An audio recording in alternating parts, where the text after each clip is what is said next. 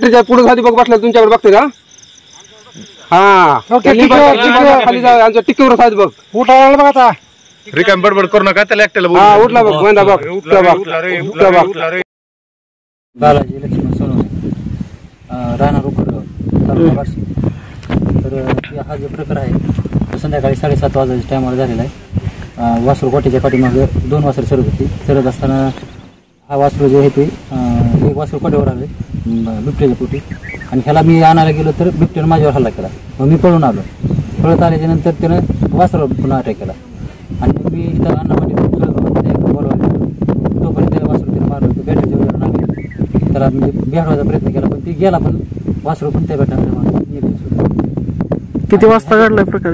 हा 7:30च्या टायमाला झाला आणि ह्याच्या आधी पण आपल्या भावाचं वासरू मारलेलं. त्याच्या अगोदर पण हल्ला झालेला. अण्णासाहेब इंद्रराव पाटील राहणार उकडगाव तालुका बार्शी जिल्हा सोलापूर. त्याच्या आधी 6-7 महिने झाले. त्याच्या आधी आपल्या वासरावर हल्ला केला बिबट्यानं. स्वतः मी बघितल्यावर मी रेंजर साहेबांना फोन केला आणि फोन करून बोलवून घेतलं होतं त्यांना आणि त्यांनी पंचनामा केला डॉक्टरांनी पंचनामा केला आणि स्वतः डोळ्यानं आम्ही रात्री सुद्धा स्वतः डोळ्यानं बघितलं बिबट्या आहे बिबट्या आहे बघितलं स्वतः डोळ्यानं. त्यावेळेस वन विभागाला कधी कळवलं तुम्ही? वन विभागाला कळवलं सकाळी 6 वाजता मी संध्याकाळी 7ला घडलेला प्रकार सकाळी एवढा उशीर काय केला? ह्याला उशीर पण ते नेमकं आम्हाला खात्री करायची अनुभव नव्हता ना आम्हाला. नाही पण तुम्ही म्हणताय ना मागडल्या 6 महिन्यापूर्वी स्वतः त्यावेळेस फोन केला साहेबांनी.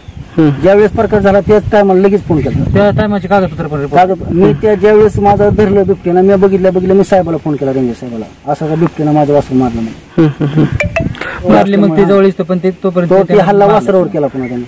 वासरू पळून गेला ना. मध्ये दिसल्यानंतर वन विभागाने काय केलं तर नाही म्हणजे काहीच वन विभाग घेत नाही ना काहीच.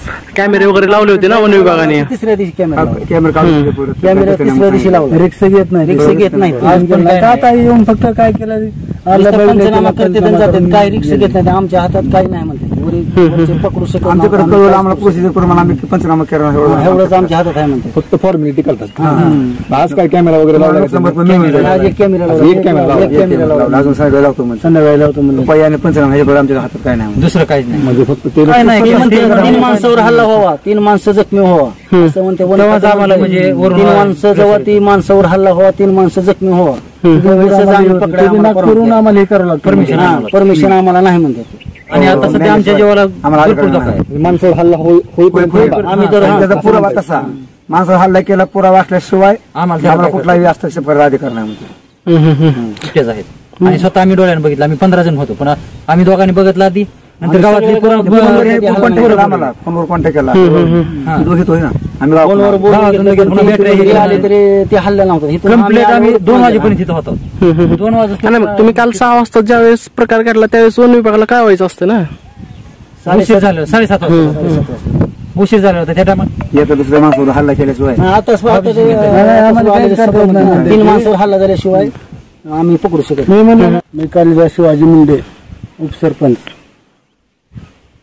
फॉरेस्ट खात्याचे अधिकारी आले होते. मी त्यांच्यासंग चर्चा केली तर ते म्हणलं आम्हाला परमिशन नाही असं तसं करण्यासाठी काय करण्यासाठी म्हणून ह्याला पर्याय तुम्ही जायचा करा. तर ते म्हणले जायला तुम्ही ठराव हे द्या. म्हणलं उद्या तुम्हाला आम्ही ठराव द्या का त्यांचं एक पत्र जोडून म्हणले आम्ही पुढे पाठवू म्हणले. अडचण आहे मग म्हणलं लाईटीसाठी सगळं आम्ही म्हणलं ठराव देऊ.